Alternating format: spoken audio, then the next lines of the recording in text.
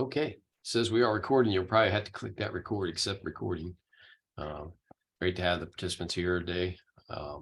We're going to do our workforce development training for our intern program here with Extension.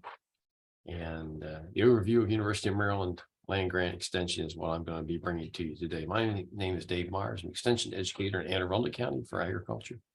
It's been my home county, so I'll share with you some of those things as we go through the slides today. And the interesting thing is, for those of you that have been to the College Park campus, this intern program is part of that. Of course, a lot of the other colleges and around the area and some universities are participating in this internship program. And interns will be in each of the counties throughout the state. I think a number about 9 of the counties, so 23 in Maryland. Well, here's a picture of Route 1 at the University of Maryland when it was first established in 1856. And you can imagine that they're clearing land and farmland right there at Route 1. And the University of Maryland was established in 1856. Before that, it was the Maryland College of Agriculture. In 1856, it became the University of Maryland. And 6 years later, the Morrill Act established the land grant system. So I want to share with you some of the meanings behind that. The federal legislation created the land grant system. It was actually signed into law by President Lincoln in 1862. And the Morrill Act established basically a land grant college in each state.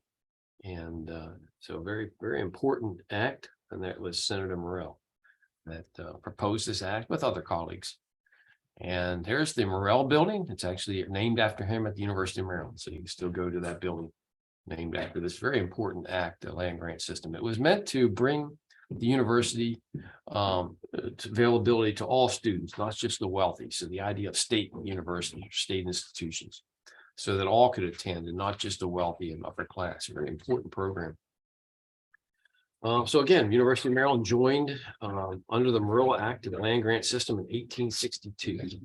And this is another picture right out in front of Route 1 there in front of the University of Maryland in 1862. They were actually out there liming the field. So agriculture was a very big, important part of the college and university at that time. It's really grown since then. So here I thought maybe I'd share with you some of the web pages that we have from the University of Maryland and all the different departments that we have just in the College of Agriculture and Natural Resources. So just in our college. And I'm a faculty member as an extension agent in Anne Arundel County. I'm a faculty member there. I actually do teach a course at the University of Maryland, pesticide use and safety. But we have a number of departments, animal science and avian sciences, AREC, which is Agricultural Resource Economics, ENSP, Environmental Science and Policy, ENST, Environmental Science and Technology, Institute of Applied Agriculture. The only 2-year program at the University of Maryland is in our college. And it's meant to a certificate program for those that want to enter directly into the field of production agriculture, golf course maintenance, landscaping, and that type of thing. So multiple departments and a number of majors that come under each one of these programs of study. And you can kind of see that over there on that left side as you scroll down. So I'll welcome you to go to those web pages to find out more about the College of Agriculture and Natural Resources. Federal legislation created that under the Hatch Act and under the land grant system, the experiment stations. And that was in 1887, the Hatch Act.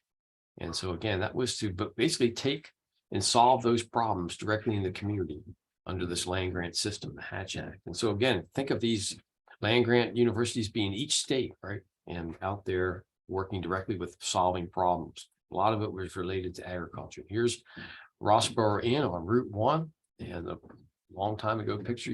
I remember when I was still an undergrad at Maryland, I could still read some of that writing on the side of the wall there. The University of Maryland Agriculture Experiment Station. It's Rossboro Inn, still down there right at the entrance of the University of Maryland. And UMX started officially this research in 1888, 1 year after the Hatch Act, and to directly solve those research problems related to agriculture.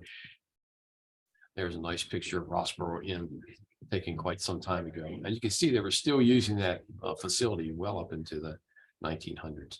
The last important, what we call the 3 legs of the important stool of the land grant system was the Smith-Lever Act. And this occurred, brought extension into the program.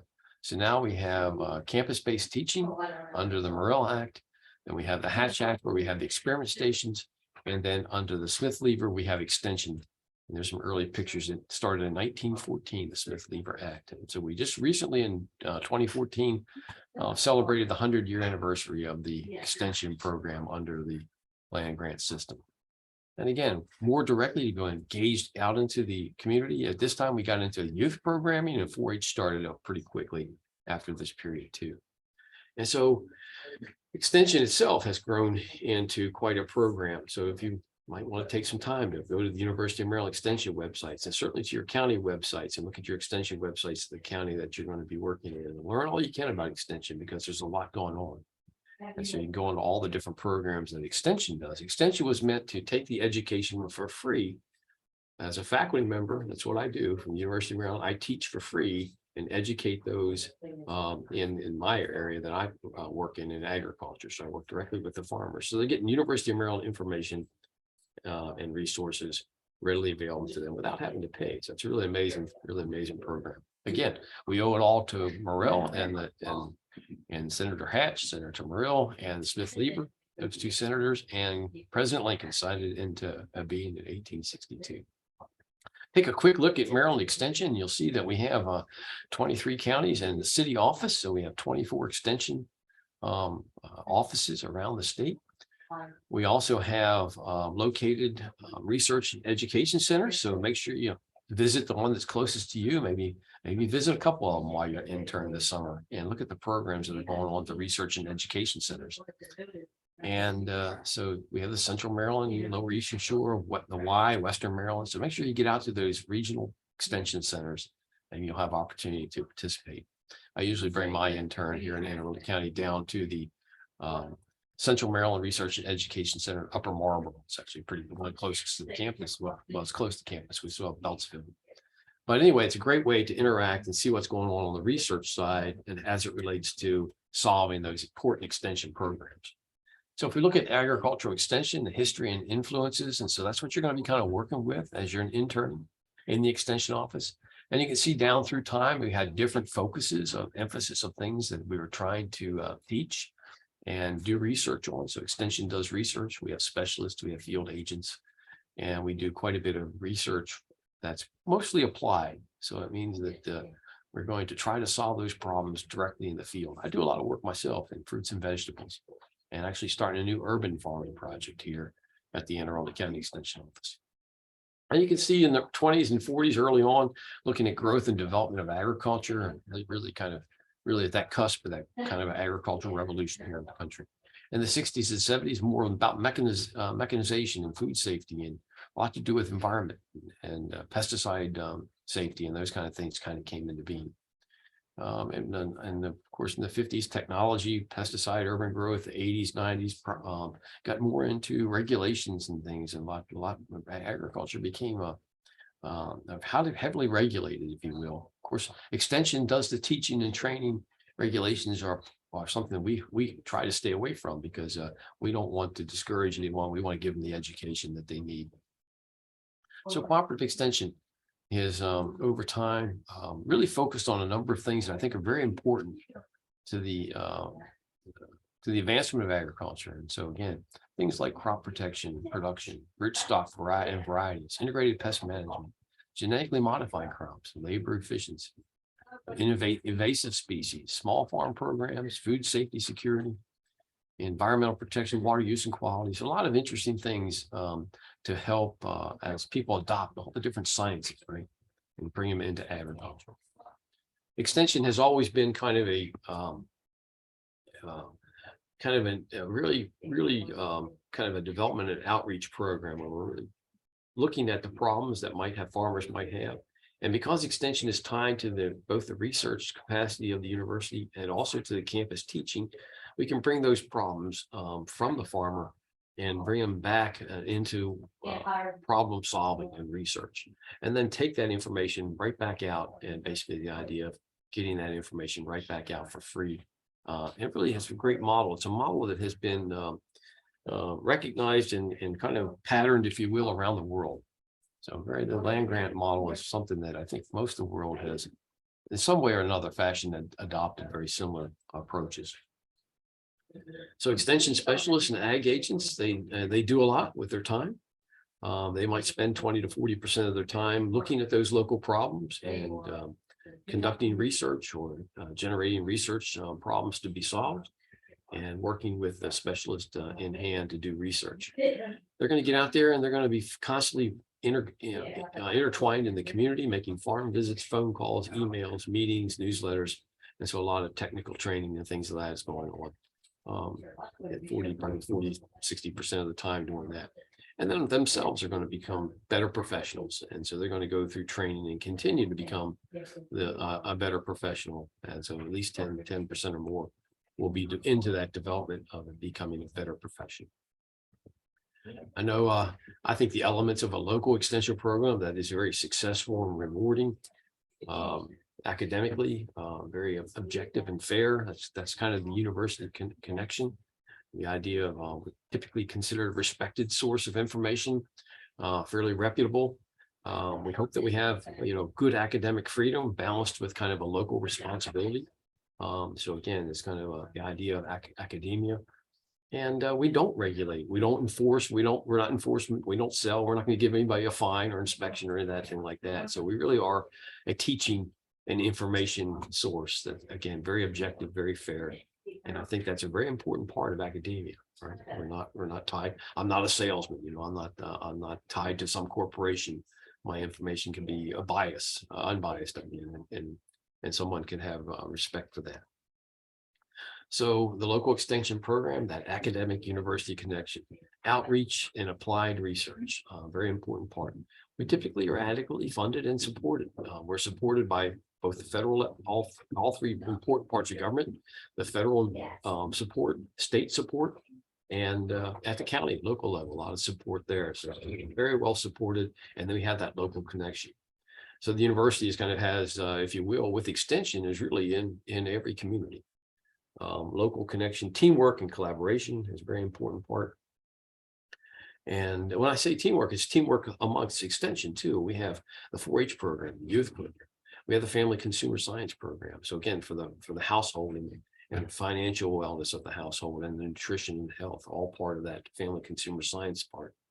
We also have of course, the agriculture, and we have this great teamwork of collaboration. Of course, even local programs like master gardeners and things of that nature, very important to the outreach. So this collaboration is internal as well as external with all the stakeholders too. I work with the Farm Bureau, I work with the Soil Conservation District, work with Natural Resource Conservation. So a lot of networking and collaboration. If you're interested in extension, it's a very rewarding profession, and a lot of personal rewards, and a great way to advance oneself in the area of agriculture. I like to always throw in these interesting things like professional creeds and code of ethics. I really do think we have an ethical responsibility to deliver sound and unbiased information. And so we have codes of ethics and things of that nature as an educator, responsible for scientific fact, not opinion. And those things are very important to me and to my colleagues that are in extension. We have a lot of vetting, if you will, of material. My goal as University of Maryland Extension agent is every farmer becomes a better farmer. And so that's kind of my slogan. And that's what I've done now for 25 years in extension. I was a dairy farmer for 18 years prior to that. So I've been in agriculture my whole life. And my goal has been, I think, to become a better farmer myself and to make every farmer a better farmer through education. So here's just some examples of things that I've done at my county here, my ag newsletter, and our new urban farming, something I'm really getting into here because I see such a great opportunity for urban farming and small farm success. And put a lot out online there related to that, bulletins and different things, and YouTube and all that. So again, really amazing. Maryland has a great diversified agriculture. We have vegetables, fruit, grain, livestock. Increased organic production is something that there's a lot of interest in. Increase in transgenic and genetically modified crops too. So we're also adopting most of our farmers have cutting edge science. We're really into things like cover cropping and some of the environmental and soil building sciences. Maryland has been a leader in that. technological advances are really coming on board, and maybe more GPS robotic systems are going to be added. So it's a very exciting, very scientific and dynamic agriculture. Value added, we do a lot with things like grapes, and now with the breweries and things of that nature, and hops. And so again, very fascinating, and a great to be part of it, and see all the diverse agriculture here in Maryland. I was hired years ago to transition farmers out of tobacco, and so we've done quite a bit of that here. Anyway, that's it. I'm going to stop sharing there at this point. We'll have a brief question. Any questions about that? That's just a brief overview, if you will, of Extension. I hope you enjoyed it. And I guess right now I have Byron and Emily and Daniel on, and I'm going to go ahead and stop the recording. And at this point, but I look forward to working with all the interns, and I hope you have a great time this summer. I'm going to stop the recording.